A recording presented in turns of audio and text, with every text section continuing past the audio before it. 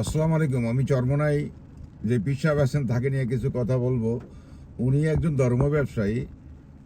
সে কিন্তু একজন ধর্মের নামে একজন বড় ধরনের চাঁদাবাজ এবং বাংলাদেশ সুশাসন নাই বিধায় তার টাকার কোনো হিসাব হয় না। সে এখন বিলিয়ন ডলারের মালিক এবং আপনারা জানেন সে ছিল একজন কুখ্যাত আমলিকের দোসর এবং আমলিকের দালাল এবং এই ব্যক্তি বলেছিলেন শেখ মুজিব কিন্তু মূলত গৌরী দাসের সন্তান, কিন্তু সে এটা উপস্থাপন করছেন শেখ মুজিব নাকি বাগদাদের বংশধর।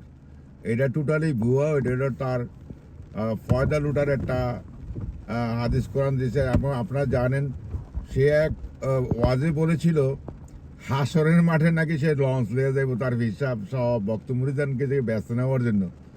তার আবার অপরদিকে যেটা সাংবাদিক ইলিয়াস সাহেব একবার উপস্থাপন করেছিলেন সুন্দরভাবে, সেটা হলো উনি সৌদি আরব গেছিলেন, গিয়া ওইখানে আবাসিক হোটেলের টয়লা চুরি করছিলেন। সেই টয়লার কিন্তু তার 48 ঘন্টা হাজতে থাকতে হয়েছে এবং ওইখানেও তার প্রমাণ আছে সে আরবি কোনো ভাষাই পারে না এবং বিভিন্ন আলেমদের বাংলাদেশে ইনফরমেশন থেকে পাওয়া গেছে সে কিন্তু অ্যাকচুয়ালি হাদিস কোরআন সম্বন্ধে টোটালি অজ্ঞ।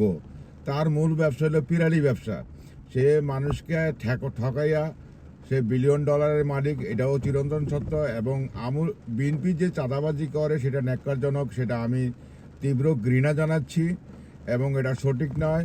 মানুষকে হয়রানি, অপদস্থ এবং খুন খাবারের মাধ্যমে চাঁদাবাজি করা এটা একটা জিয়াউর রহমানের আদর্শের জন্য অত্যন্ত লজ্জাকর ব্যাপার। তবে মূলত এই যে ধর্ম ব্যবসায়ী চরমোনাই, তারা হইল সবচেয়ে কুখ্যাত চাঁদাবাজ। তারা মানুষের আবেগকে বশবর্তী করে ধর্মেরকে জাল জালিয়াতের মাধ্যমে ইয়া করে সে হইল একজন নিয়মিত চাঁদাবাজ, যেটা করে যেতেছে হাজার হাজার মানুষের উরুসের নামে ইত্যাদি ইত্যাদির নামে। এবং এটা বাংলাদেশের সব মানুষই জানে, কারণ বাংলাদেশে আইনের শাসন নাই বিদায়ী এই মাজারপন্থীরা অনেক চাঁদাবাজি করতেছে। বিলিয়ন বিলিয়ন কোটি কোটি শত কোটি টাকার তাদের প্রপার্টি রয়ে গেছে, সেটির তল্লাশি নাই। যদি আমি দুর্নীতি দমন ব্যুরোকে আহ্বান জানাচ্ছি তাদের আয়ের উৎস জানার জন্য এবং এই তাদের চাটুকার যেই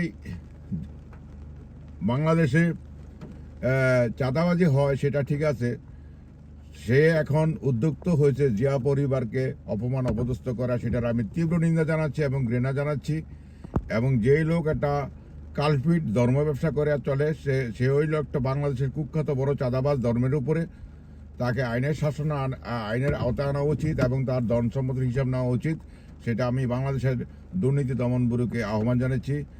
বাংলাদেশ জিন্দাবাদ, বাংলা আমার দেশ নিউজ জিন্দাবাদ, ইনকলাব জিন্দাবাদ।